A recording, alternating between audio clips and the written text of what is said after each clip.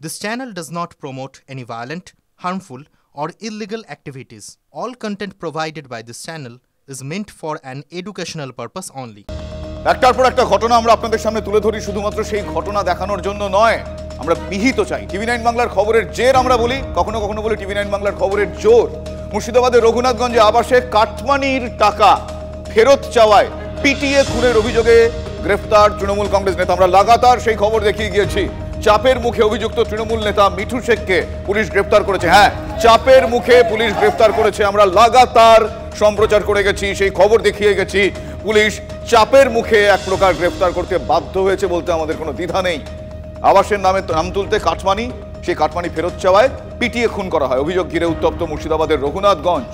নিহত কালু শেখের পরিবারের দাবি, মিঠিপুরের তৃণমূল নেতা মিঠু শেখ যার নাম, তাকে আবাসের তালিকায় নাম তোলার জন্য ৫,০০০ টাকা দেওয়া হয়, কিন্তু তালিকা বেরোনোর পর দেখা যায় কালু শেখের নাম নেই। এরপরই তৃণমূল নেতার কাছে টাকা চাইতে যান কালু শেখ। অভিযোগ, সেখানে তাকে বেধড়ক মারধর করা হয়, মেরে মাথা ফাটিয়ে দেওয়া হয়। কালু শেখকে প্রথমে জঙ্গিপুর মহকুমা হাসপাতালে, পরে কলকাতার এনআরএসে ভর্তি করা হয়েছে, সেখানে আজ তার মৃত্যু হয়। তৃণমূলের নেতার বিরুদ্ধে রঘুনাথগঞ্জ থানায় অভিযোগ দায়ের করেছে নিহতের পরিবার। ঘটনায় টায়ার জ্বালিয়ে বিক্ষোভ দেখায় বাম এবং কংগ্রেস। আমরা লাগাতার সেই খবর সম্প্রচার করি। তারপর তৃণমূল কংগ্রেসের ওই নেতাকে পুলিশ গ্রেফতার করতে বাধ্য হয়। উনি লোক নিয়ে চলে আসছে যে আর বাতে ছবি করো, ৪-৫টা লোককে নিয়ে চলে আসছে, যার বাতে ছবি করো, তারা মানে ২,০০০ করে 5টা লোকের কাছে 10,০০০ পেয়েছে, আমার ঘরের কাছে ছবি করছে। তো ওই পয়সাটা ওর পকেটে ঢুকে গেছে। এরকম ভাবে সবাইকে নিয়েছে। আমি বলেছি যে ভিডিও যদি আসে, ভিডিওকে আমি প্রতিবাদ করব যে আমারও টাকা নিয়েছে, তো কেন আমার ঘরে এলো না? যে টাকাটা নিয়েছে, যার কথা বললো, সে কিন্তু মেম্বার।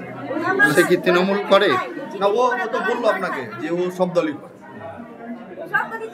তাহলে কি এইভাবে আপনি কি মনে করছেন যে আপনার নামে টাকা তুলে বেড়াচ্ছে? না, আমি তো আমার তো 2023-এ, 2024-এ যেটা ছিল সেটা তার কেসে, কিন্তু ও যেহেতু মেম্বার, টোটালি ও রাজনীতির সাথে তখন জড়িত ছিল না। ও টাকা তুলেছিল ওর নিজের জন্য তুলেছিল, এটা অন্যায় হয়েছিল। তো কি কারণে সে টাকা তুলেছিল? আবাসের যে ঘরের যে তালিকায় নাম ওঠার জন্য, ইন্দিরা বছর বাড়ি করার জন্য 5,০০০ টাকা নিয়েছে। তো বাড়ি করার নাম নাই, তো ওকে বলেছে ওই টাকাটা আমাকে দিয়ে দে ভাই। এখন যখন আমার বাড়ি করার নাম নাই, আমাকে টাকাটা দিয়ে দিতে হবে। তখন ইয়াকে ওইখান থেকে ডেকে নিয়ে যেয়ে অন্য জায়গাতে যেয়ে ওকে মেরেছে। এবার যে ইনকোয়ারি হলো, সেই ইনকোয়ারিতে যাদের যাদের নাম কাটা গেছে, হয়তো সেই পাবলিকের নাম আছে এবং তাদের নাম কাটা যাওয়ার পর টাকা চাইতে গেছে।